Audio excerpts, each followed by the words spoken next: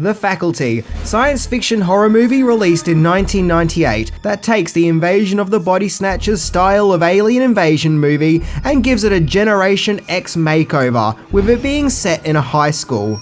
Directed by Robert Rodriguez, it sees 5 unlikely students from different social backgrounds joining forces after it becomes clear that something strange is going on in their high school. That something terrifying is happening with the teachers, who just aren't themselves, as it then becomes clear that nearly the entire school has been taken over and controlled by a menacing alien parasite, which takes away the identity of those it attaches itself onto. Our main teenage heroes must fight to save their individuality and stop this alien invasion before it spreads all over the world, in this exciting movie full of action, suspense, and impressive special effects, with a lineup of well-established and soon-to-be well-established actors, including Josh Hartnett, Elijah Wood, Famke Janssen, Selma Hayek, Usher, Robert Patrick, Jon Stewart, Pippa Laurie, aka Carrie's mum, among many, many more. Why aren't people talking about TheFaculty more? I mean, it's a great little gem from the late 90s. I mean, it's well made, well acted, and is genuinely scary. So to remind everyone about this film, we are of course going to look into 10 things that you may not know about TheFaculty, so let's check it out.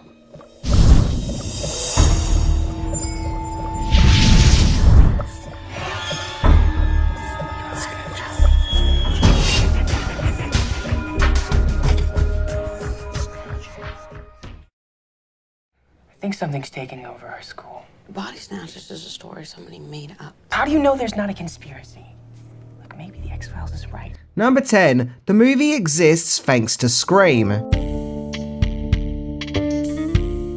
TheFaculty was written 8 years before its release in 1990 by writers David Wechter and Bruce Kimmel, and its original title was The Feelers. But sadly, no studio was interested in their script about aliens taking over a high school. However, it was due to the huge success of Wes Craven's Scream that the ball finally started to get rolling for TheFaculty. Released in 1996, Scream revitalized the teen horror subgenre, and Miramax and Dimension Films, who distributed Scream, were keen to follow up with their next teen terror fest, so they bought the rights to the TheFaculty script. So they hired Kevin Williamson to write the screenplay. Williamson had previously written the screenplay for Scream, and just like Scream, they asked him to make the screenplay more hip, and more, I guess you could say, cool for the kids. Number 9. TheFaculty was influenced by 1950s science fiction movies. Kevin Williamson insisted that TheFaculty is not a horror movie, and further explains there is no serial killer slashing people, but rather it's a science fiction movie paying tribute to 1950s science fiction B-movies, which explores the battles of individuality, conformity, and identity. It goes without saying the movie pays homage to Invasion of the Body Snatchers, along with other movies of the time which explore paranoia and the terror and mayhem of alien entities taking over. I also feel like the movie has a lot of themes that the original Blob had, in the sense that the teenagers know some alien invasion is happening, but aren't believed by the older members of the community and shrugged off for their age. And in addition to that, I can't help but think that some of the grotesque alien-human mutation scenes and the drug test scenes were inspired by John Carpenter's The Thing. Number 8. The original director left to direct another teenage high school movie. Scriptwriter Kevin Williamson was set to direct TheFaculty, but instead he decided to direct the dark comedy teen movie Teaching Mrs. Tingle instead, of which was based on a script that he solely wrote, as opposed to TheFaculty, which was a script that he reworked. So director Robert Rodriguez was brought in to direct, who had previously directed From Dusk Till Dawn, which was also produced by Dimension Films, so I'm guessing he was brought in to do to aliens what he had previously done for vampires, revamp them in a modern unique tale. Rodriguez said that he was happy to take on the project as he wanted to work with Williamson ever since he read the script for Scream. Filming TheFaculty took place in Texas, particularly Lockhart, Austin, and Dallas. Number 7. The music of TheFaculty.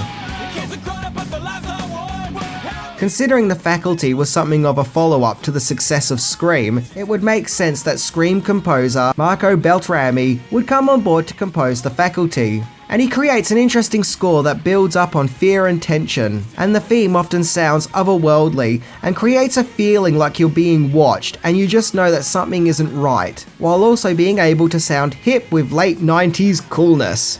Beltrami also composed other hit movies, such as Resident Evil, Hellboy, The Woman in Black, and Logan. The Faculty also features an array of pop songs, particularly about being a teenager and not fitting in, and rebelling against the higher order. The movie features a modernized version of Another Brick in the Wall Part 1 and 2 by Class of 99, and School's Out by Soul Asylum, along with I'm 18 by Creed, The Kids Aren't Alright by The Offspring, and Stay Young by Oasis, among many others. There was a music video for Another Brick on the Wall, which promoted The Faculty and even used clips from the film, while also displaying its own high school chaos. Number 6. Casting possibilities.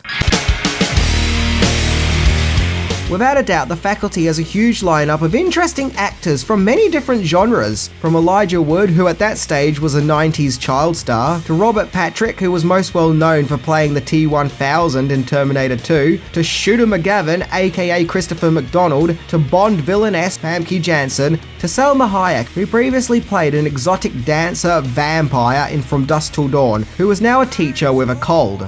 But what about the actors who could have been in the movie but weren't?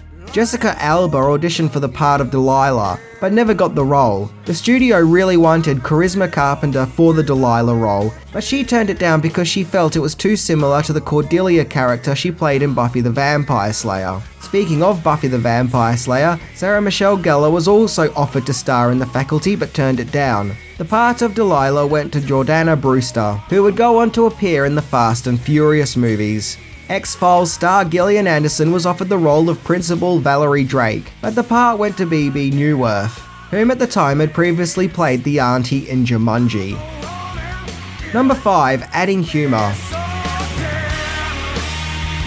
The Faculty, like Scream before it, does have plenty of doses of humour thrown into the mix. Writer Kevin Williamson explains that The Faculty had extra doses of humour added to the script, as he explained in an interview that he gave in the late 90s that we live in such cynical times, that had they gone for a more serious approach, then no one would have believed the movie, and probably would have had a hard time watching it. He felt that making it funny and having the audience laugh at the movie would have made them more accepting of the absurdity that they are watching. He also felt that taking the alien invasion movies into serious territories had been done many times before.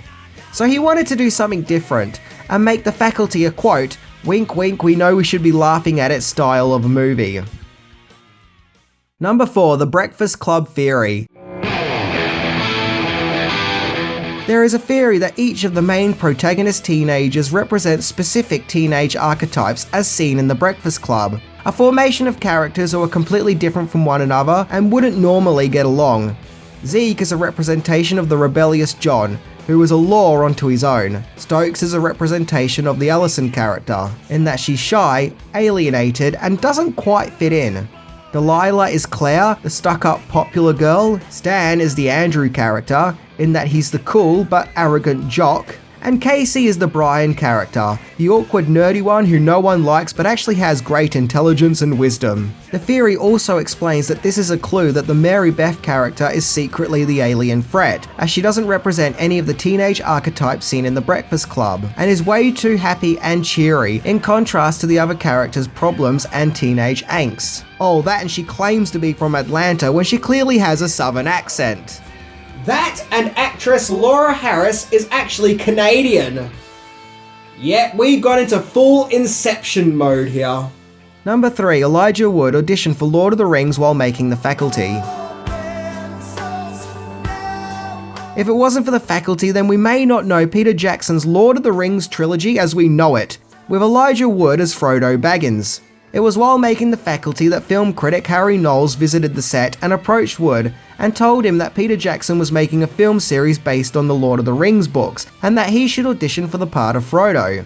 The only problem is, word had it that Jackson was looking to cast a British actor in the part. Oh, that and Elijah Wood had never read any of the Lord of the Rings books.